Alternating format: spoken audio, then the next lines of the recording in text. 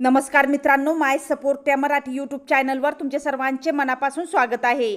संपूर्ण महाराष्ट्रासाठी आताच्या क्षणाच्या सर्वात मोठ्या आणि महत्त्वाच्या ठळक बातम्या। राज्यात 20 धडाकेबाज निर्णय, दिला मोठा इशारा। 9 सप्टेंबर मंगळवार, काही मिनिटापूर्वीच्या ह्या बातम्या आहेत। या संदर्भात सविस्तर माहिती या व्हिडिओत जाणून घेऊया। तत्पूर्वी तुम्ही माय सपोर्ट या मराठी यूट्यूब चॅनलवर नवीन असाल तर खाली दिलेल्या लाल रंगाच्या सबस्क्राइब बटनावर क्लिक करा आणि समोरील बेल आयकॉन क्लिक करा, जेणेकरून महाराष्ट्राच्या ताज्या बातम्या तुमच्यापर्यंत सर्वात आधी पोहोचतील। तर चला सविस्तर बातम्या जाणून घेऊया। तर बघा, पहिली सर्वात मोठी आणि महत्त्वाची बातमी। महाराष्ट्रातील शेतकऱ्यांच्या आत्महत्या रोखण्यासाठी सरकारच्या वतीने एक दिलासादायक पाऊल उचलण्यात आले आहे। एक प्रकारे संपूर्ण राज्यात या उपक्रमाची शेतकऱ्यांकरता प्रगतीचं पाऊल म्हणून पाहिलं जात आहे। शेतकरी आत्महत्याग्रस्त जिल्हा असलेल्या बुलढाण्यातील राष्ट्रीय अन्न सुरक्षा अधिनियमाअंतर्गत जिल्ह्यातील 2,18,582 केशरी रेशन कार्ड धारक शेतकऱ्यांचा समावेश झालेला नाही। या शेतकऱ्यांना अन्नधान्याऐवजी थेट रोख रक्कम देण्यासाठी 3,71,55,540 रुपयांचा निधी शासनाने जिल्हा पुरवठा अधिकारी कार्यालयांना उपलब्ध करून देण्याचा शासनाने मान्यता दिली आहे। अन्न नागरी पुरवठा व ग्राहक संरक्षण विभागाच्या निर्णयानुसार बुलढाणा जिल्ह्यासह शेतकरी आत्महत्याग्रस्त 14 जिल्ह्यातील राष्ट्रीय अन्न सुरक्षा अधिनियम 2013 अंतर्गत समाविष्ट न झालेल्या केशरी शिधापत्रिकाधारक शेतकऱ्यांना धान्याऐवजी थेट रोख रक्कम हस्तांतरण योजनेचा लाभ जानेवारी 2023 पासून देण्यात येत आहे।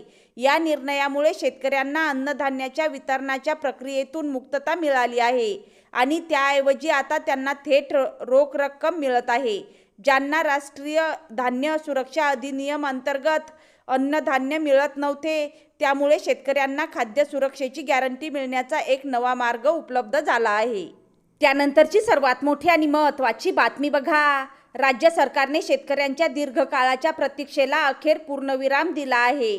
शेतकरी वर्गाच्या अनेक वर्षांच्या मागणीकडे लक्ष देत महाराष्ट्र शासनाने एक क्रांतिकारक निर्णय घेतला आहे।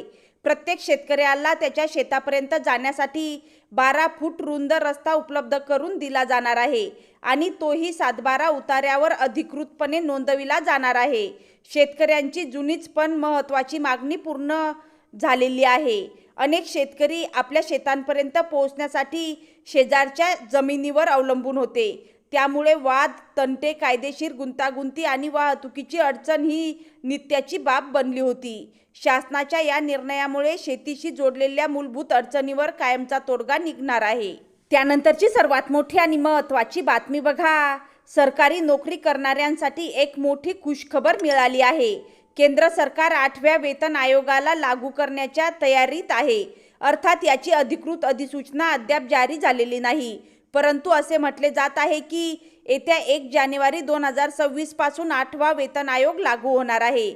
या निर्णयाने केवळ वेतनात वाढ होणार असे नव्हे, तर पेन्शनमध्येही मोठी वाढ होणार आहे। देशभरात सध्या 48 लाखाहून अधिक सरकारी कर्मचारी आणि 67 लाखाहून अधिक पेन्शन घेणारे निवृत्त कर्मचारी आहेत।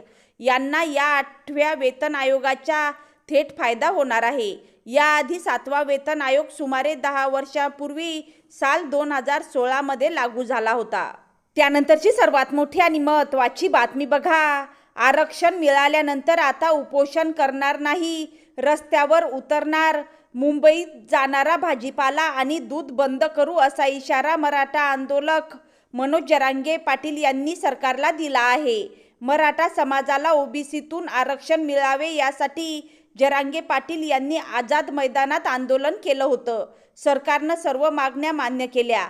8 पैकी 6 मागण्या केल्यानंतर जरांगे पाटील यांनी आंदोलन मागे घेतलं, परंतु त्यानंतरही मराठा आरक्षणासंदर्भात लोकांमध्ये संभ्रम आहे। आता मुंबईचे खानपान बंद करू, मुंबईत जाणारा भाजीपाला आणि दुधावर बंदी आणू असा इशारा जरांगे पाटील यांनी दिला आहे। मुंबईतील आंदोलन संपल्यानंतर जरांगे यांना रुग्णालयात दाखल करण्यात आले होते। रुग्णालयातून डिस्चार्ज झाल्यानंतर ते आज बीडच्या नारायणगडावर आले होते. त्यावेळी माध्यमांशी संवाद साधताना त्यांनी सरकारला इशारा दिला आहे. त्यानंतरची सर्वात मोठी आणि महत्त्वाची बातमी बघा. मुंबईत सोमवारी सकल ओबीसी संघटनांची बैठक झाली आणि वातावरण तापलं. उपस्थित नेत्यांच्या चेहऱ्यावर रोष, कार्यकर्त्यांच्या नजरेत संताप आणि वक्त्यांच्या आवाजात ठाम निर्धार. कारण एकच सरकारचा जी.आर. नेमकं काय घडलं? सुरुवातीच्या जी.आर.मध्ये पात्र हा शब्द होता, पण दुसऱ्या निर्णयातून तो वगळला गेला. त्यामुळे मराठा समाजाला ओबीसीमधून सरसकट आरक्षण मिळेल अशी शंका व्यक्त केली जात आहे. यालाच ओबीसींवर अन्याय अशी भाषा देत संघटना आता उग्र भूमिकेत आल्या आहेत. नेमकं कुठे लढाई होणार या प्रश्नावरही स्पष्ट उत्तर देण्यात आलं. एक रस्त्यावर, दुसरी न्यायालयात, म्हणजेच दुहेरी रणसज्जता.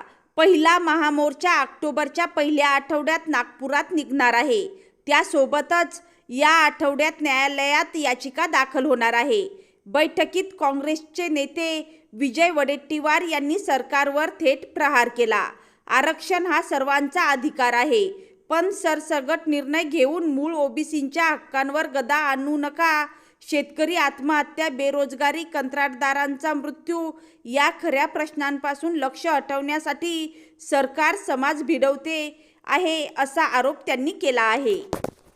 त्यानंतरची सर्वात मोठी आणि महत्त्वाची बातमी बघा. सरकारी नोकरीच्या शोधात असणाऱ्या 10वी, 12वी आणि पदवीधरांसाठी ही मोठी संधी चालून आली आहे. अनेक वर्षानंतर रेल्वेमध्ये मोठ्या प्रमाणावर जागांसाठी भरती प्रक्रिया सुरू झाली आहे.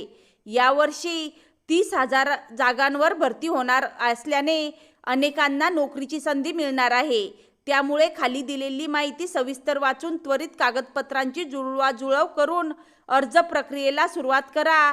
रेल्वे रिक्रुटमेंट बोर्ड RRB द्वारे NTPC भरती 2025 अंतर्गत 30,000 पेक्षा जास्त रिक्त पदांसाठी भरती जाहीर करण्यात आली आहे. ही भरती विविध पदांसाठी आहे, जसे की clerk, station master, guard, typist, commercial apprentice, traffic apprentice आणि इतर महत्त्वाच्या पदांसाठी होत आहे.